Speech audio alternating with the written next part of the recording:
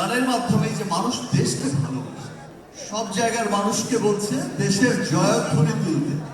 ভাই 15 মিলিয়নস, ওকে 15 মিলিয়নস, কিন্তু আমার সিনেমার গানকেও পিছিয়ে ফেলে দিল ভাই।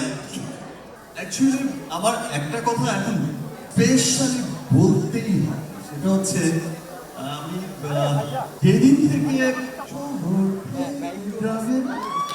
রিলিজ হয়েছে সেদিন থেকেই আমি যেখানে শুটে যাচ্ছি সেখানে আমার আশপাশের সকলে প্রত্যেকটা জায়গায় শুধু একটি কথাই শুনতে পাচ্ছি, একটা প্রশ্নই শুধু আমার চারপাশে ঘুরে বেড়িয়েছে।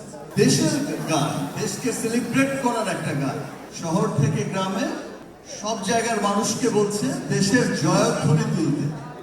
সেই রকম একটা গান, যেটা কোনো সিনেমার গান না, যেটা আসলে আমরা তো দেখে থাকি যে হিরো হিরোইনের কোনো রোমান্টিক গান না, তো একটা দেশের গান যে এমন পরিমাণ মানুষ সেলিব্রেট করেছে, এত ভালোবাসা দিয়েছে।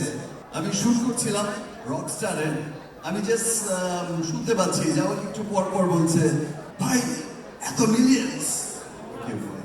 আবার বিকেলবেলা সন্ধ্যায় বাড়ি ফিরতে ফিরতে আবার আরেকজন বলছে যে ভাই 15 মিলিয়ন্স, ওকে 15 মিলিয়ন্স, কিন্তু আমার সিনেমার গানকেও পিছিয়ে ফেলে দিল ভাই।